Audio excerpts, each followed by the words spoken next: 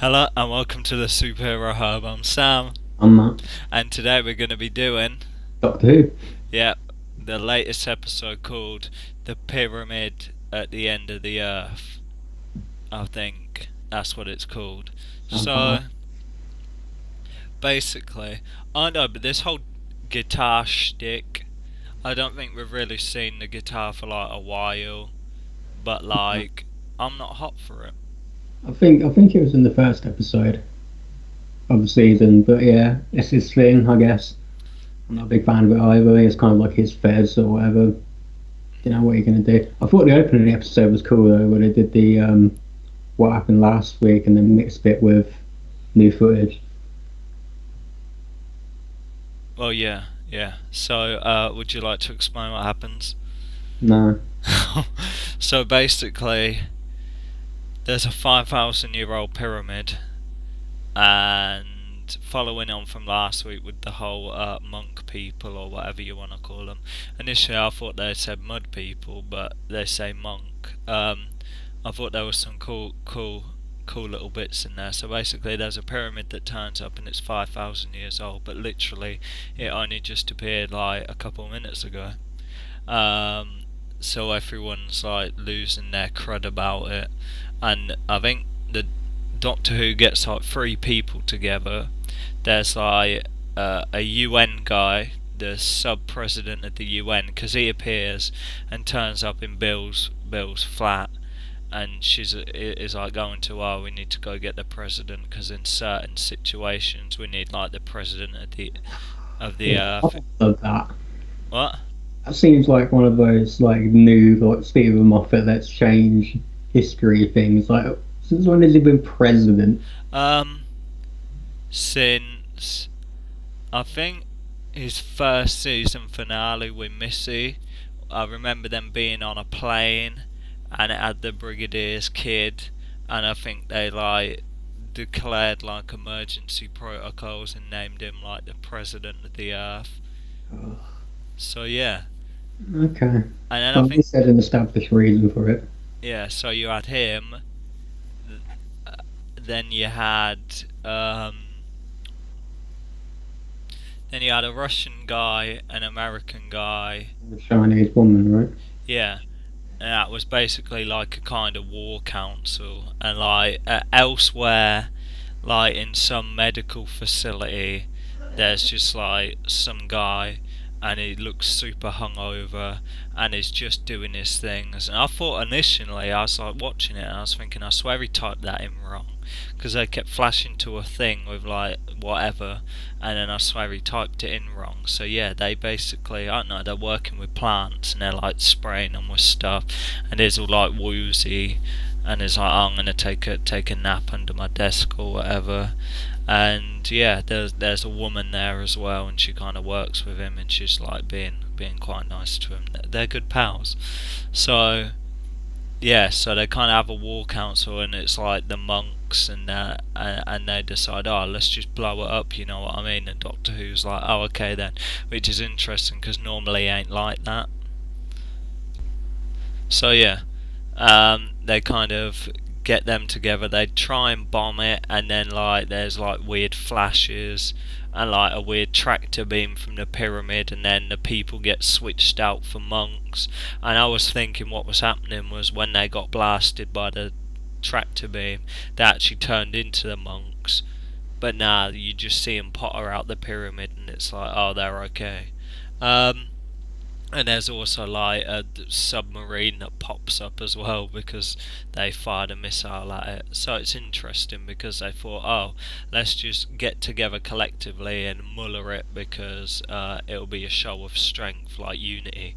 Because they reference the Doomsday Clock, which is ticking down to, obviously, most people know about the Doomsday Clock, and anyone who watched it explained it anyway, so I'm not getting to it. So that's ticking pretty much to midnight, and all hell's gonna break loose. So they think a show of unity is gonna make it go back. It doesn't happen. So they end up going into the pyramid, and they've got the monks, and like the monks are kind of weird. They're kind of like, I I'm quite j- liked them. I get, They needed people to what believe in them or have faith or some sort of stuff, something yeah, like that. it's like because the world's on the brink of like annihilation, being the Doomsday Clock, and it's going to destroy itself. And they keep referencing World War Three, and everyone's panicking. But they say like they're there. They because like it's weird that they were in invasion force last episode. And now all of a sudden it's kind of explained that they're not. That because the world's so close to nuclear annihilation, they've been there, but they haven't done anything until like now. Because now, like literally, it's a chain of events leading up to that. But they're like, "Yo, if you ask us for help, we'll help you, but you have to like want it out of love as opposed to fear, because fear's like whatever." But they reference that love is a form of slavery because you're well, love. Yeah, so they wanted to be like benevolent dictators. Yeah. Well, we don't really know what kind of, I guess, but we don't actually know fully what their kind of end game is. It's interesting as well because it's like, oh, why do you look the way you do? And it's like, oh, we don't look like that. We're just like, just basal representatives of like the human race. And they're like, oh, we don't look like that. You look like corpses. And it's like, yeah, that's what you look like. So I thought that was cool. So they kind of add the little string things, and they invite him to touch him. It's like, if you don't believe you're going to destroy yourself, go ahead and touch. So they touch the thing, and then there's the old really bad acting, like, oh, oh, that. So yeah, so they're trying to figure out, oh, what's popping, like something's going down, and it turns out it's not World War Three in the sense that they're gonna blow themselves up. It's like that there's a strain of something like super virus or whatever, which is what the lab accidentally develops. Because the guy like puts in the wrong decimal place and like totes the thing, so that's kind of creating there, and they can't kind of stop it. And like when you're infected with it, like eventually you just turn into ooze. So there's big panic, it's going to escape, and Doctor Who figures out that, oh, let's turn off all the cameras in all like the facilities, and then whatever one switches on is the one they're monitoring, so they can find out where, because they're obviously monitoring in the pyramid for its like breakout and stuff like that. So him and Nardole go off and kind of leave Bill in the pyramid, and she's like thinking about, oh, maybe I'll accept their deal. So he gets to the lab, finds out what's popping, and then decides, oh, okay, what we'll do is, because it just happens to give off trace elements of ethanol, obviously the air's flammable, we'll just blow it up. So I was thinking, yeah, that's a good idea. So yeah, he gets in there, he jury rigs it all to blow up, and then she's like, oh, because protocols have come on, the door's locked, so just flick the code in the door and I'll match it and then let you out.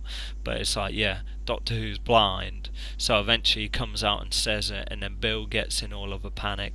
Nardole like gets in the TARDIS and like moves it or whatever, but it turns out he's infected as well, I guess. So he kind of carks out in the TARDIS, so he can't kind of help the Doctor. So he finally Doctor Who.